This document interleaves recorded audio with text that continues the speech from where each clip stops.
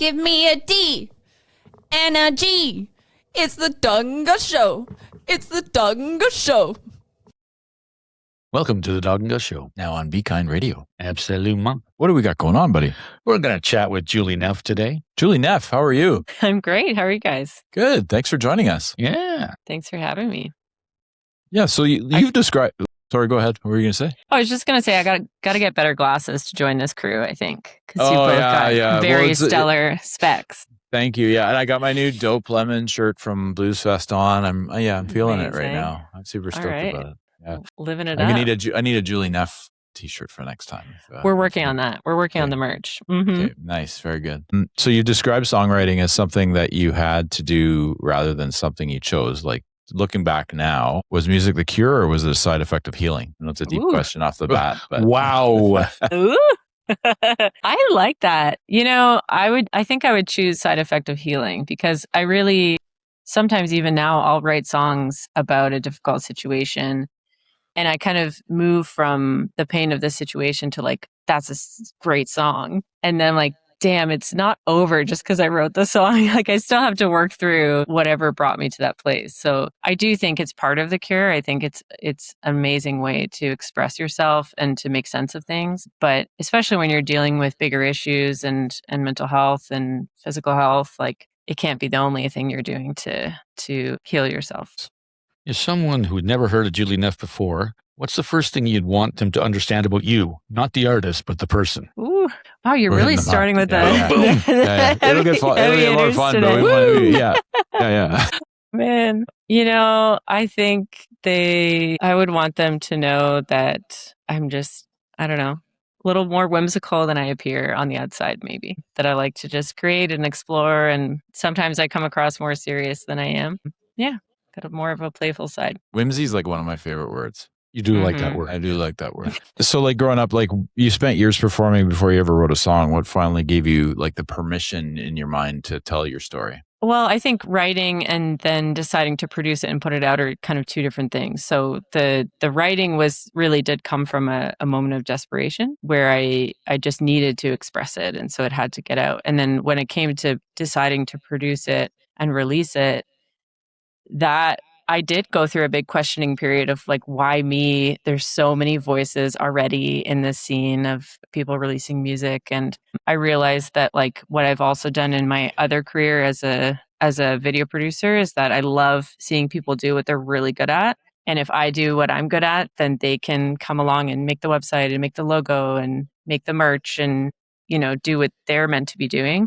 And that part of it kind of got me over the hump of like, okay, you can go and do this now. It's not a totally selfish thing because I think it feels a little egotistical at times to be a solo artist in particular. So that's really what kind of opened that up for me. And then sharing songs now and seeing how it impacts people to have their experience kind of related, you know, reflected back to them in song.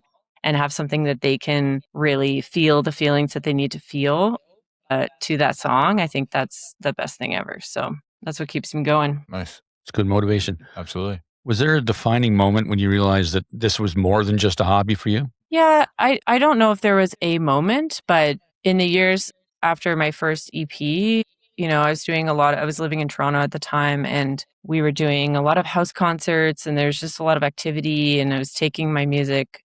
I got some opportunities to play in other countries. And yeah, I just saw how the music resonated with people. And I think also vocally, like how much I was able to express through singing. And I thought that was pretty cool. And I was like, oh, this is amazing. And I think it can translate something so emotional for people. So I think it was through a lot of those experiences where I wanted to kind of take it to the next level. And then as much as I keep producing songs that I'm really happy with, I'm happy to keep going. Nice. When you studied Hispanic studies instead of music, when you look back, did that end up being the better education? I really never even considered studying music. It was so far from what I thought. Like I started in biology, to be honest. So I was like on the other end of the spectrum. And I think I had seen some examples in my family in particular where pursuing the arts was like totally not a good call. So choosing Hispanic studies was already like a huge departure. And I do think that it opened up my world where I traveled and I that's how I ended up in Brazil eventually, was because I already spoke Spanish, and then I learned Portuguese to go to Brazil. And so I do think it was the right choice, and it was like more of a meandering path than maybe I had anticipated for my life. But I always want to have more music education, and I think it's still really good to have. Okay, so how many languages do you speak? Because you said you speak Spanish, and are you fluent in Portuguese? I'm fluent in Portuguese, yeah. French. So French is not so good. I feel like it's hard. They're all Romance languages, right? So I speak Spanish, Portuguese, and English, but Spanish and Portuguese it was already really difficult to learn Portuguese because it's so close to Spanish, but very different. And now my French, I would say, is like beginner to intermediate, where I can order things at the store and at the restaurants and like do things at the store, but I'm not quite fluent yet. Fair. Yeah. Yet. That'll come. I mean, Spanish, Yet. French. Yeah, They I say just need that- to apply myself a little bit. Yeah, they do say that some of these languages are like they do kind of melt into the other. So it's just easier to learn, like, say, French, Spanish, German. I think there's a few of them that kind of. Well, German's got to be, I would say, would be hard, actually. I don't know. Well, but French, Italian, and Spanish are kind of like the three that Spanish, Portuguese, French, and Italian are like the Romance languages. So they have similarities for sure. But sometimes it makes it more confusing because like when I started learning Portuguese, I was never sure if I was speaking Portuguese or if I was speaking Spanish. And so I would have to kind of double check. And even now, I would say Portuguese is my strongest, but I still, if I go back to speaking Spanish, I can mostly speak Spanish now, but I still throw in some Portuguese words. So it's like it's tricky. Mm-hmm. I think German's a lot like English, they say.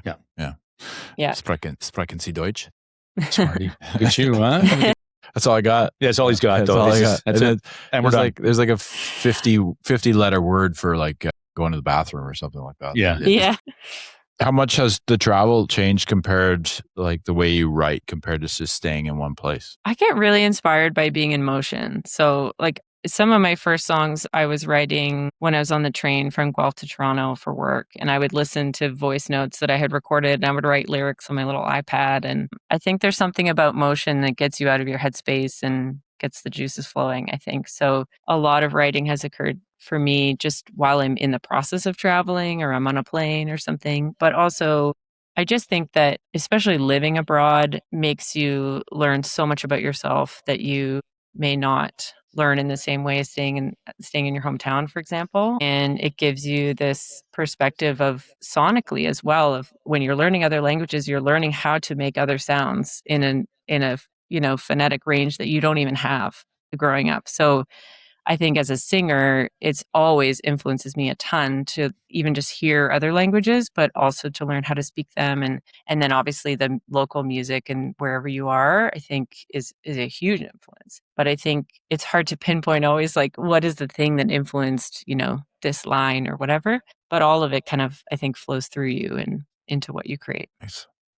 So if you had never gone to Spain, do you think that Julie Neff, the artist, would ever exist or even exist right now? I don't know. I feel like going to Spain was such a big choice where I really trusted my intuition. It was one of the big first moments where I was like, this is right for me. I don't know why. I can't explain it necessarily, but so I think over the years I've been trying to learn to continue to trust that, and stepping out to do music is one of those choices, So I think it's impossible for us to say what would have happened otherwise, but I do think it was a really pivotal moment for me in choosing my own path. Nice. And like Brazil seems to have become almost kind of a second creative home for you. What do audiences there understand that North American audiences sometimes miss? Brazilian audiences they're unparalleled when it comes to fandom. They're just incredibly warm, incredibly passionate, and they're just so excited that you're there, first of all. And I think sometimes when you're in, new audiences here, someone might really like your music, but they're never going to tell you. They're never going to come up and talk to you about it. They might go home to their friend and say like, oh my gosh, this is an amazing show that I saw. But in Brazil, like they will come up and tell you. And at the beginning of my career, that was really important because it was like the encouragement that I needed, to kind of keep going. And then there's just a huge musical appreciation because of the numerous genres of music that they have there, and music is everywhere. So I think there's like a huge affinity for North American music. And so I think me bringing the music there that I make there works really well. But just, I don't know, everyone's just enthusiastic and encouraging. And I think sometimes when you're at the beginning, that's what you need, and then you can get more of the criticism and that kind of thing later on. But it's been such a lovely experience playing in Brazil and just feeling that energy because it's an exchange, when you're doing a show. Absolutely. Yeah. Do you think there's something that Canadian artists could learn from Brazilian musicians? Oh my goodness. I mean, the musicality is insane. And I still feel like I need to rise to the challenge a lot when it comes to, I don't know, just playing with Brazilians. So I think what they can learn is the tenacity, like just the practice. People are just working on their craft all the time and in a fun way a lot of the time. Like they just love it, like there's a huge passion for music and they are always playing and improving. And then I think there's a tenacity that comes from maybe not always having the resources to pursue certain things. And so they find other ways to do it. And there's a creative problem solving aspect to making it in Brazil that I think we could learn a lot from, for sure. That's a cool answer because like just figuring it out as you go artistically, I think it's like, you always figure something out, but musically you never think of it because we always speak to people that have access to everything. Mhm. You know what I mean? Yeah. It's interesting. Yeah, it's like amazing. We did some recordings there where, we were doing a recording of an acoustic session. I used to have a video collective that did that. And we didn't have, the pole for the boom mic, for example. And it's just like they have a saying, it's like the Brazilian way, like the little Brazilian way. And it's like the way that they solve problems where they're like, okay, grab a broom handle and like tape the mic on or whatever the solution is. And that's just like a small example. But if you get deep into like the internet culture of Brazil, you'll see the crazy inventions that people come up with just out of a lack of resources. And what is it? Necessity is the mother of invention or something. Mhm. That's what they say.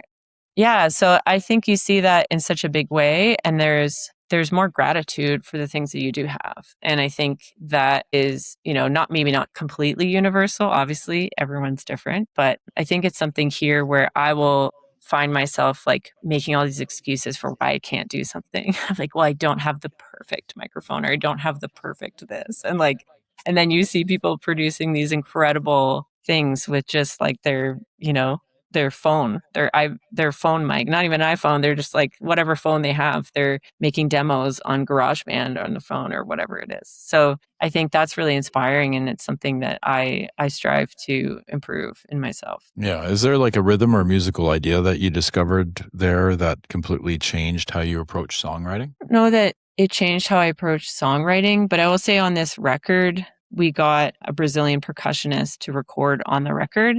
And it was really cool to see how she brought her rhythmic sensibilities to my music, which I would say is still relatively like North American, if you will, in terms of time signatures and stuff. Like we're not doing anything too crazy. And so there's just so much texture in Brazilian percussion. It's really infinite, and it could be everything from like they're often in like samba or like the little traditional music rounds. They might play a butter knife on a plate, and that's like one of their instruments, But she brought her whole slew of instruments, which are like dried seeds, and it's a lot of really organic materials. And so I think having her add her that sensibility to the record really influenced the production for sure, and how things came across on an emotional level. Have you ever considered recording an entire bilingual or Portuguese recording? Absolutely. I'd love to. I think I have a lot of respect for the language. I think there's a lot of depth there, when it comes to meaning and everything. So it's something I would love to co-write with someone who is a native Brazilian, like a native Portuguese speaker, because I feel like in songwriting, there's so many nuances that are maybe hard to capture when, even if you're fluent in the language, it's poetry, right? So I would absolutely love to do that. But I do want to collaborate with someone on it. I think that would be the best outcome for sure. Nice. Your single Trapped feels like incredibly honest. Where did that song come from emotionally? Yeah, I wrote that song when I was in a really low period dealing with some chronic illness, and it can ebb and flow. And at the time, I was down in the dumps, and it was a really tough moment for me energetically. Like I just did not have, anytime I tried to kind of exert myself, like I would go for a walk or like go outside and do something that is supposed to be good for you, it would knock me out for days on end. And there was a lot of tension with, it was during the pandemic too. And there was tension with the dynamic of where I was living, where like people wanted me to participate in stuff and I just wasn't able to, and felt really guilty and felt also like sad because I couldn't do the things that I wanted to do, and had all these ideas up here of everything that I wanted to be involved in. And my body was just like, it's not going to happen, you know? So yeah, so I wrote the song from that perspective of really feeling trapped inside your own body. Just like it's one thing to be trapped inside of our houses because of the pandemic or whatever, but just to feel like your body doesn't want to even meet you to do the things that you want to do it's a really tough dynamic. And having dealt with that for many years, it's just something that I think is hard to wrestle with. You're always fighting yourself, you know, and then that sometimes makes it worse. So yeah, that's where it came from. Was there ever a point with this song that you thought maybe this is too personal to release? What are you trying to say? Or do you feel? No, I don't think so, because I think that there's enough universal stuff there where I feel like it's really relatable. And I've had a lot of women in particular who deal with similar health issues to me come up to me and like really thank me for writing these songs and sharing them. And I think that's what we forget sometimes. You know, we forget that there are people who might be out there feeling so alone in dealing with something like that, an invisible chronic illness where it's like people really don't always know that you're suffering, and that's really lonely. So I don't think it's too personal, and I think it's really the type of music that I've always written is pretty personal, and so it feels authentic for me and genuine for me to talk about. Yeah, thank you for your honesty on that. That's great. Which lyric would you say still hits you every time you perform it? It doesn't have to be from that song, but in particular. Which lyric? Mm-hmm. I mean, there's a lyric in the bridge of Fine that's, I'm not perfect. Do I deserve this? It's like all of my intrusive thoughts in one paragraph. So that one I think still hits me a lot. But yeah, there's so many. I'm blanking on this one. I'm not going to lie. It's okay. Yeah. You got one. You got one in. Yeah. My favorite lyrics are like the ones that they don't even write on the lyric sheet. It's just the like wailing part. So like that's what I love to sing every time I get on stage. Get it out.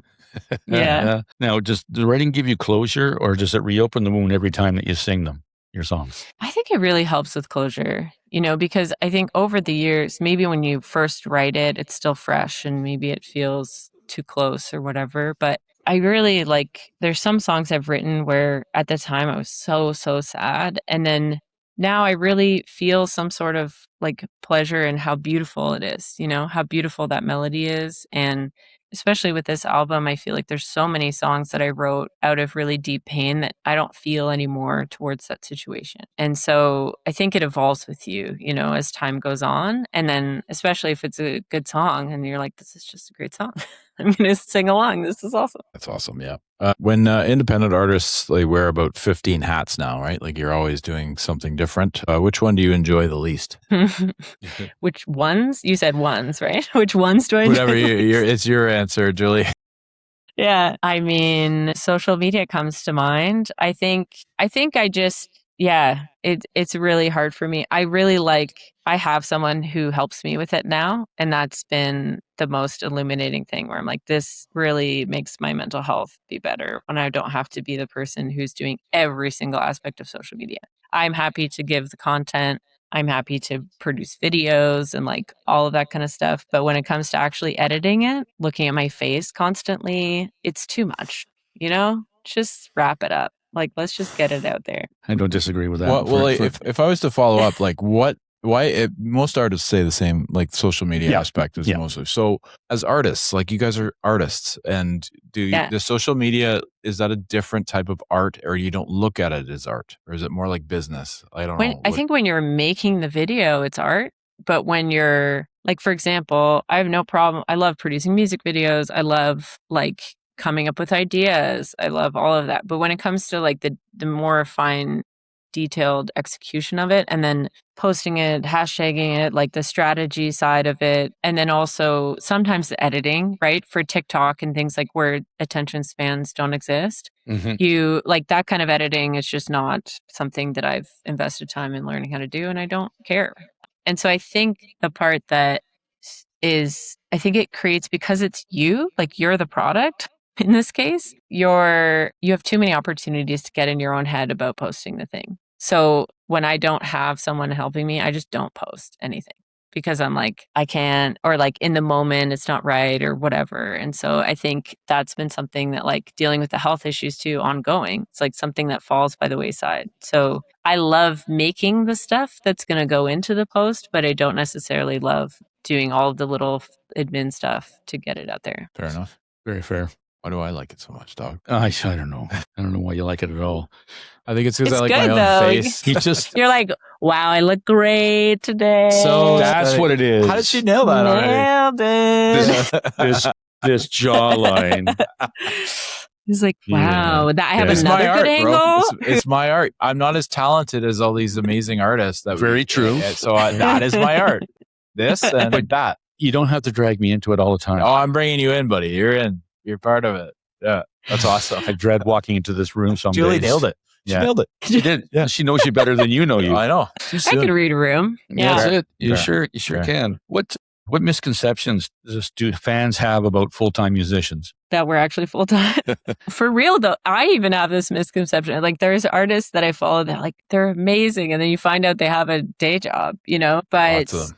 Mhm. Lots of yeah, them. I think, I mean, I think the obvious ones are that 100% of your life is just doing the things that you see online, you know? It's like making the video and recording the song and going to the press thing. That's not, you know, that's maybe 10% of it sometimes. So it feels like there's this ocean of other stuff that has to happen. And yeah, I think that's a big one for sure. And I think a lot of people supplement their income in a lot of different ways. And Mhm. so especially now, and you see massive artists canceling tours, like, because it's not sustainable and all this stuff. So I think that's a big one. And I'm trying to give myself more permission to, like, not see it as black and white, because it's really, it can be really dangerous to, like, put so much pressure on the outcome of your art to be like, you have to feed me, and, like, you know, I have to sustain myself from this. So yeah, I think that's a big one. She made a good point too. Like Coulter Wall canceled a tour. Like there's a lot of artists that just cancel because they're like burnt out. They're like, forget it. I need a break. You know.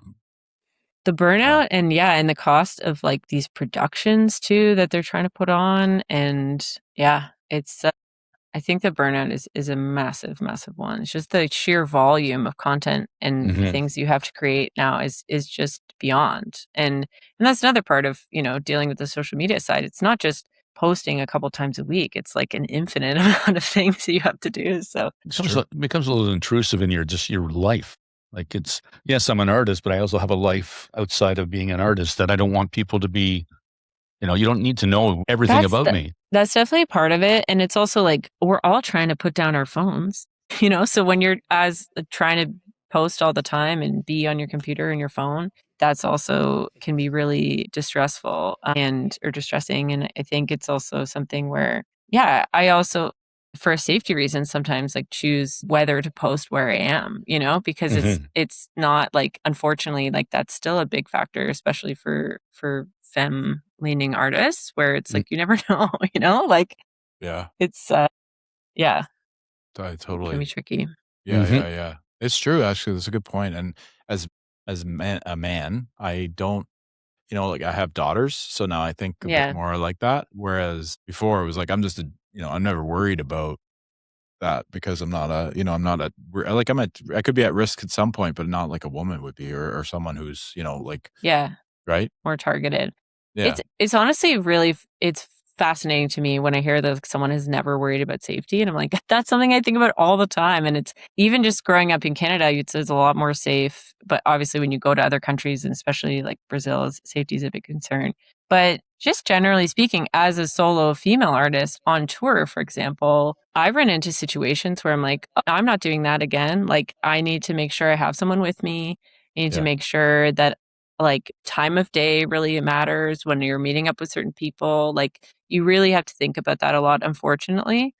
And I don't want to ever like put the responsibility completely on the woman in this case, but it is just something that I think we all kind of learn to do, you know? Yeah, And so it is definitely something where I do think about that sometimes. of course. Yeah, Hmm. makes sense to me. What's one piece of advice you'd ignore if someone gave it to you today? One piece of advice I would ignore. I think I'm just leading into a lot of what I want to do. So if it doesn't line up with what I want to do, then maybe it's that. But yeah, I can't think of anything specific about music. I think maybe, yeah, the obvious ones. There's like that going with the label is the only way, or quitting your day job immediately before producing any records or anything. Like maybe that's one that I would ignore. Yeah, but I think the more that I age and grow in this business, the more I just spend a lot of time trying to curate my own taste and opinions about what I want to do visually, what I want to do musically, and trying to like honor my own gut feelings as much as possible about situations. Good answer. Yeah. Yeah. If money wasn't a factor, what creative project would you start tomorrow?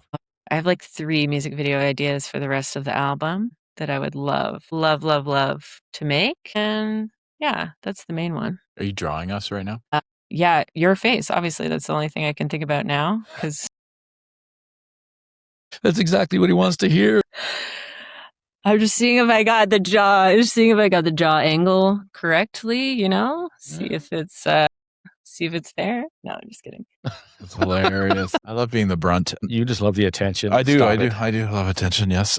You've spoken openly about difficult seasons in your life, right? And with us even, which we appreciate, and health challenges. Mm-hmm. Has gratitude become easier or harder through all of that? You know, I would say for the past year, it's becoming easier. I'm doing a bit better, and I'm consciously like trying to shift my perspective towards the things that I can do and like the things that I am appreciative for. I think it can be really challenging, especially when mental health comes into the picture. So, like a lot of people who deal with chronic pain also deal with mental health because it's very challenging to deal with long-term chronic pain. And so, like depression and things like that can make it really difficult to see gratitude, you know? And then someone tells you to like write a gratitude journal and you're like, kindly, you know, get Mhm. out of my face with this kind of advice. Like, and so I think it's like it's been an incremental thing over the past few years where I've really slowly been able to try little things that kind of expand my capacity for joy and expand my capacity for gratitude. So I think it is luckily right now getting easier, but it doesn't always, it's not always that way, I guess. Yeah. And it's The subtle. Yeah, that was Was that bad? Can I, do you have to No. cut that? No, No, that no, stays that I was was in. like, can I swear? I didn't even ask if I could swear on this podcast. Oh, you can swear. Yeah. I Okay. mean, it happens. Gus does it. Yeah, Dog's pretty good at not. You're not. I'm pretty good at not swearing. That's right. true, actually. What is something that you wish that people would stop asking artists so we can write that one when down? is your Yeah, next right. show? When is your next show? What are you Okay, doing we'll next? I was scratch like, that at the end. no, I'm just kidding. But I think it's hard sometimes when you're like, I just released a thing. Like I just did something that was monumentally difficult for me. And they're like, so what's the next thing? And you're like, I understand where that's coming from. And it's like a totally positive thing. And maybe you want to come to a show or something. But I have found that pretty stressful where like sometimes you're not able to plan those things yet. And it can be tricky, but I don't know. How much money did you make from that? Maybe like questions around like how you're managing everything. I think a good question to ask is like, how can I support you? You know, A good or like, question. how can I be involved? Mm-hmm. I think also being present in the presence of like your recent project, like saying, "What a great project! How did this make like you just said? How did this make you feel? And what can we do to support you?" That's a really good way Love of that. looking at it. Yeah, yeah. Because Yeah. a lot of people are like, "What's next? What's next?" And it's like, "Well, Yes. I just Yeah. poured." Yeah, I get that. It's How about we totally- appreciate Yeah. what we got right in front of us first Just before we move see on? this? This is Yeah. what you get. Like This is and it. then I think you it's challenging for people too to understand with live shows. Like they just think you're putting on a show, and they don't really know how much it costs. Like if you're a solo artist, you're paying that whole band. Maybe you're paying the venue as well. And Yep. then all the promotion to go into it. Maybe you also need, because of content stuff these days, you need a photographer or videographer or whatever. And it's like you could be going into debt over shows all the time if you don't have a big enough audience yet. So I think people think it's just like, of course you're going to do a show, or of course, let's get a show going. And then it can be really hard to sell those, especially in like a busy season or whatever. So I think that's a tricky one for people to understand. And it's not necessarily their job to understand, but I think definitely asking about the project specifically, what was it like to record it? How can I support it? That kind of thing is super well. Nice. Good thing we did that earlier. Good thing. We're smart like that. Nailed it. If only we knew what we were doing sometimes. I'm a big old fear of failure gal myself, for sure. I think I'm getting better at stepping out of that comfort zone, though. But yeah, and breaking the fear of failure thing. I think it's getting easier to kind of experiment and just go with stuff. So I'm gonna ride the middle on that answer. Yeah, that's a good feeling. Not give a shit no more. Yep, exactly. Yeah, I wouldn't go that far. Like I'm trying, I'm trying to. Yeah. Sorry, I don't mean don't give a shit about what you're doing. I think giving a shit about. No, that's what I mean. Like I really wish I didn't give a shit about like what people think as much, but it's also when you're putting something out for people to consume it, like it is for them as well. But yeah, I do fear the comfort thing, especially in thinking about future projects of like, especially with writing, I think we get really into a bubble, and I'm excited to over the next while pursue some more inspiration and maybe some more musical education or residencies and learning different styles of music to kind of influence a little bit more of how I come up with those songs. So I think comfort can be a really tricky one. Yeah. So when life feels really overwhelming, where do you go to reset? Paint by numbers. Nice. I got really into paint by numbers in the past couple of years. Or water. Like I really like being in water. So either a bath or like if swimming is available, that's always the best. Yeah, I have a lovely partner. So he's definitely a person that I go to a lot. Touching grass helps, the youths, they're not wrong. And it's annoying, right? Because when you go for a walk in the trees and the grass and you're like, oh, I do feel better. They were right. They were right. Damn it. Yeah. I had a teenager say, go touch grass. Go touch grass. I was like, fuck you, man. Like, yeah. But then I did it and I felt amazing. Yeah. And I know. It's so annoying. Yeah. Well, no, I didn't. Or you're like, did you drink water today? And you're like, how dare you?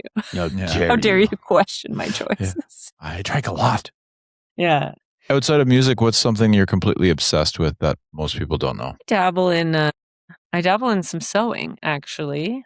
I don't know if most people don't know it, but I'm not good at it necessarily, but I've always loved fashion. And so I try to recreate things, or I try to modify things. I have a little sewing studio space now that I can go to and like just mess around. I think there's something really lovely about doing anything tactile, especially now. So it's something that I enjoy. And then I obviously translate that to the costumes and things that I'm wearing. I like to design stuff and get things made sometimes or make it myself. So, yeah. I like that. Very good. I like this next section. The Dawg Gus 5. Yeah. Yeah. So a rapid fire situation? Or ooh, see? Do I get to answer? I told you she was smart. You have as much time as you need to answer the question. All right. Okay. First one, coffee or tea? Coffee. Yeah, good one. No question. If anyone tries to tell me to never drink coffee again, like you can pry that coffee from my cold dead hands. I'll say that right now. Touch grass. Yeah. That's what that's like a touch grass. Or kiss my ass or something. Yeah, one of those two. Yeah. They both sound the same. Touch grass. It's almost like fuck off, Yeah. Go touch grass. A little bit, eh? Yeah. Yeah. Favorite city you've ever performed in? I think Brasilia, the capital of Brazil. Nice. Mm-hmm. It's really not an original name though. Brasilia. I know. Everyone just thinks it's a fun way of saying Brazil, but it's not. No, it's the capital of Brazil. I know. Yeah. Yeah. Do you know that my niece and nephew, my sister married a guy from Brazil? I did not know that. Yeah. From where? Brasilia. Come on. Seriously. Yeah. It's wild. Have you ever seen pictures? Yeah, they're not together anymore. It's a long story, but yes, when I They've first been was, and World Cup always brings it up because he was a big Brazil fan. Even before Canada even got interested. Well, the city is like bananas. Like It's the first place I ever went in Brazil, and everyone's like, this is not representative of the rest of the country. Because it looks like the book 1984 represented in the city. Like it's Nice. very like futuristic from the 50s and 60s. Cement as a present feature, but it's cool. Nice Yeah. people. Yeah, All right. One album everyone should hear from front to back. One album. Mm-hmm. I actually really, really like the Metals album by Feist. And I don't know that everyone has heard it. And I think it's a really cool union of her styles, you know, the styles that she can reach. And I got to see that album in concert in Portugal, actually. And I think it's a phenomenal album. It's a great album. I do like Feist, but I haven't listened to that album in a long time. You do like Feist, but are you feisty? Oh, Is yeah. that what they call people who like Feist? Feisties? Feistivus. No, that doesn't work. No. Dream artist to write with. I mean, Florence the Machine comes to mind. My daughter's named after Florence. Yes, we know that. I mean, I know that. Oh, really? Yeah. I have twins. Tilly was always Tilly. And then Mm-hmm. we had another name for the other one. But then Megan was listening. My wife was listening to a lot of Florence and the Machine. And she's like, what about the name Florence? And I said, I love that name. Yeah. Yeah. Heck yeah. Yeah. Florence helped me like learn how to belt out my frustrations for sure. So there's a lot of influence of her, I feel, on this record. But yeah, she's amazing.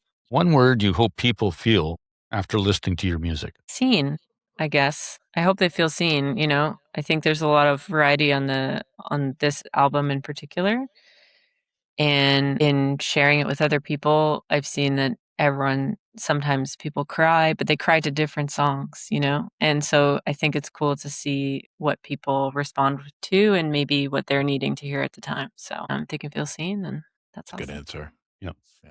Ask the bank question because I have a great answer today. The what? The bank question. Oh, yeah? Yeah. Do you? No, go. Okay, so you just robbed a bank and you get in the car and there's an album in the cassette player. I don't know why I say cassette, but why not? What song's playing as you're driving away? I'm driving away. Mm-hmm. It's really bad, but I've been using Eye of the Tiger as a pump up song recently. Damn. Survivor. Yeah, I don't even know what the album it's from, but I just like, I feel like this Survivor, the yeah. ultimate song to be like, let's go, you know, like let's get it. Fun fact about Survivors: they have two songs that are in two different Rocky movies. Yes. They have Eye of the Tiger and they have Burning Heart, which is in. Was that when he's driving his Ferrari away from the house because he got in a fight with Adrian? Yeah. And it's like Rocky IV? Yep. Yeah. I believe so.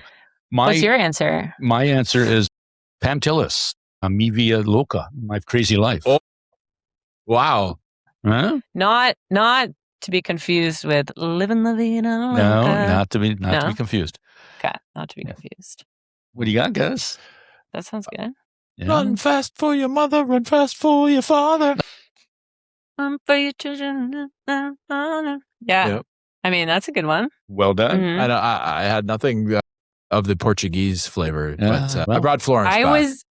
I was in a band in university, and one of the songs that they wrote was about running from the law. And so that does occur to me a lot too. It's like, You should shout them out. running from the law, running from the law. It's been 2 long years, but we haven't got far. It's like still Nice. comes to my head. I don't know why. Yes. It's funny. I was in high school and there was this band that, like, obviously a high school band, and they had a song called "Free the Unabomber." They were like a punk band. Free the Unabomber, and it was like, I don't know why it stayed with me 30 years later, but yeah, that was there. Yeah, Free the Unabomber, and it was like a punk song, so it was fast. It was good. It was good. Amazing. Dog, we should record it. Yeah, you think so? Yeah. All right, let's do it. Why not? Yeah. We good. know a couple of punk bands that could probably help us out. Fuck yeah, Mhm. absolutely. I'll give him an idea. I Yeah. could be a producer. Dog. There you go. Next Yeah. See? Are you gonna ask her? celebrity Oh, producer. sure. It only has to be celebrity producer though. That's it. That's right. Yeah. Yeah. Just a name brand. Like, I'll put the girl's Yeah. name on it. There you go. They get Oh, paid I for like it forever. If your life became a Netflix series tomorrow, what would episode 1 be called? Wow. From bawling your eyes out to crushing a presentation in 30 minutes. That would be Yes. I think that would be one. I thought if I ever wrote a book, maybe that would be the title, or a chapter for sure. I like that. The whole, like, you can turn it around real quick if you need to, you know? just to pretend you're okay. Pretty good at it. Pretty Nice. good at it. Yeah. Yeah. Another driving one, but you're driving across Canada with unlimited gas. There's 3 musicians, living or dead, are in the car. Who are they? I think Driving we should across answer that Canada, too. unlimited gas, 3 musicians in the car. I mean, Stromae, do you know him? No. The Belgian electronic music artist. Okay. Very Nice. good songwriter, very cool voice. Highly recommend taking a look. I mean, I would probably again choose Florence and the Machine. Mm-hmm. She's Figured a that was huge, coming. Yeah. huge one. And maybe Kimbra. Kimbra is another like kind of alternative pop electronic artist that I really, really love. I feel Nice. like we could do a good job in making some music in the car. Okay. Who do you got? Because I know you asked this question because you wanted to answer it. No, Yes, you did. I wanted her to answer. No, you it. didn't. Of course Don't I be did. shy. Don't be shy, Stop. Gus. Go. Share with the glass. Gord Downey, Okay. number 1 for sure. Gord Downey. Say it. I got it in my head. I'm wondering if you're going to say it. If I'm going to say it, Yep. Would I usually say it? Mm-hmm. I don't even know who you mean. I'm sort of Mhm. blocking him here. Okay, we got 2 more. Okay, so Gord Downey, Jimi Hendrix, and do they have to be alive? No, you said alive or dead. Ice Cube. Not what I thought, but anyway, Bit of a departure there. Okay. Yeah. I thought you were going to say Waylon. Oh, Waylon Jennings. Yeah. Mm. Shit. Okay, I know. replace Ice Cube with Waylon. There you go. Yeah. Okay. Because Ice Cube's still alive, so Yeah. I still have the chance. You have time. Yeah. I'm going to go with, it's going to be mostly country for me. Johnny Cash, Mm. Merle Haggard. Yeah. And my third one, I think I'll go Miles Goodwin. Miles, good one. Mm-hmm. Well done. Mm-hmm. Nice. Nice. Okay, go ahead. Last question Oh. here, and then we'll get into the Yes. If you could finish. leave listeners with one message they carry into tomorrow morning, what would it be? Guys, you're putting so much pressure on me to give these Mhm. like epic answers to these We're giving you an questions. opportunity. We're Yeah. giving you an opportunity. Preach. Okay, I'll give you a lyric from one of my songs Perfect. that I wrote as like a mantra to myself. But the first words are, "You've got enough time." So like not to be rushing, not to be like always living in the future and trying to be more present. That's a great line. Yep. Very Yeah. good. No pressure. None. None. We ask everybody the same question at the end. There's 2 decades of music. Is it the 80s or the 90s for you? Probably the 80s. Yeah. I just love an 80s song. I think they're hilarious and I love the clothes as well. So, Makes sense. yeah. I mean, not for me, but for you, Dawg, it would make sense. Yeah, because I was a fashion icon in the 80s. Yes, you are now. I am now. I feel like I missed the opportunity to be like an 80s businesswoman. I think I would have crushed it in that. Like shoulder role. pads?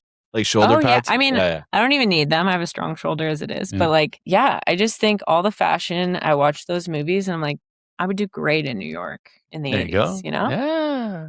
Yeah, I would. Yeah, it was, agree. I would agree. Yeah, I lived through it. So some of it was great. Some of it not so much. Yeah. I was always just in leather with one glove on. That was my 80s because I was like 5. I was 5.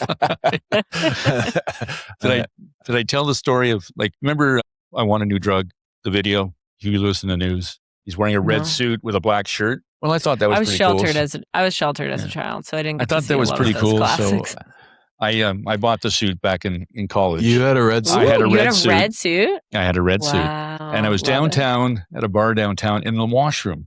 And this drunk guy was standing beside me and he's like, "Are you in the band?" I said, "Absolutely, man. What do you want me to sing for you?" I think he was real disappointed when he figured out I wasn't in the band. What did you No, sing? yeah. I didn't. What would you Oh, say? okay. Oh, what would Huey Lewis? Probably I Want a New Drug. Nice. That's a good one. Hmm. Or Well, then Jacob's wasn't Ladder's sick. a good one. Doing It for My Baby. I don't know. Lots of them. Back in time. Back in Time. Yep, that's the one for me. Do you have any shows upcoming? I don't want to put you on the spot. No, How it's can we okay. support you? how can we support you? How can our Yeah. listeners support you? Like coming out to a show. They can follow along. So I'll be posting when I do schedule something. I'm waiting on like kind of a medical scheduling. In this country, I don't know if you knew that, but they don't tell you in advance.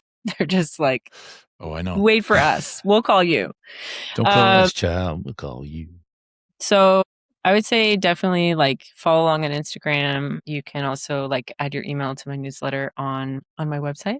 But generally speaking, very excited to be putting together a show. We've really been crafting like a lovely band and We're just planning like the logistics of how to put on those shows in a nice way for people here. So Fantastic. Well, you're in the great Mhm. city to do that too, right? Like it's Montreal's a very good city, very appreciative of the amazing. music scene, and especially all the different genres too, right? Like Mhm. like Ottawa, we're very That's not true anymore. well. I think we're getting better. I think we're getting better, Yeah. and we're learning, but we still need to catch up to Montreal. I'm not saying Toronto, but we definitely need to catch up to Montreal. Will you Well- come to my show if I come to Ottawa? Yes, of course, Then Yes. great. of course. Then we're good. He'll wear his red suit. I'll go find a red suit. You Oh, yeah. better wear your red suit. Can we make that a deal? Fine. Shake Yes. your hand. Yes. You got we've the made a red deal. glasses. We've made a deal. You know, you're ready. He loves red. He does love the red Loves suit. fashion. Yeah. So now I got to go find a red suit. Good luck. And then it doesn't look like a Santa suit. You're destined to be you could do, but the good thing is about that is you could wear it to It's a fine line. her great show, but then at Christmas you can also wear it as Santa. I'm going to give you an alternate option. You could come wearing a gold suit or a suit Yes. embellished with gold, and then it's on brand for the album. So There you go. I like You that know? better. You have options. I do have options. You can curate your own style. I'm thinking like the gold. She said gold suit, and I immediately thought of Elvis. Yeah? He's got that Yeah. one album where he's standing on the front of the album cover, and there's gold albums all around him, and he's all dressed in gold. Yeah. Mhm. My favorite Well, you're going to Elvis. have to be right, on Mama. stage at some point at this point. That's right, Yeah. Mama. Yeah. Yeah. My favorite Elvis is the black leather suit. Oh yeah, of course. It's like my favorite Elvis. Of course. When he made his 1967? comeback, when he kind of came 67 back. comeback. Yeah. Yeah. Yeah. Anyways, thank you very much, Julie. That was Okay. wonderful. We appreciate your time. Thank you. Absolutely. Thank you so much for having me. Yeah, that was fun. So there's It's no really show. fun. There's no show yet, so I have time to go find a suit. Well, you have right tonight. You should be going and figuring it out. No, I got to go home because there's somebody dropping stuff off at my place tonight. A red suit. I would thrift. red suit, I would a hit the gold thrift suit. shops. You never know. Yeah. Get thrifting. It takes time. Uncle It Bob. does. These things. Uncle Bob. Mhm. Yeah. Uncle Bob's definitely got a red suit. No, we're going gold. We're not You going got me a red. purple suit. Remember? Yes, I'm going to go gold and not red. Okay, we can do this conversation without Julie. She can go home now, or say go do. Thank you, Julie. I low key would drive to Ottawa to go shopping with you at this point because I love a Yes. good mission. I we love a go. good thrift mission. You know what? We'd probably have a better luck in Montreal. than That's true. Ottawa. That's true, actually. Yeah. Mhm. So Julie, keep you an come eye to out Montreal. keep an eye out for that special suit. What size are you? 46 ish. I don't know, man. Come on, man. I've never worn a suit. In Thanks. You're welcome. Dawg Gus, Dawg Gus, Dawg Gus.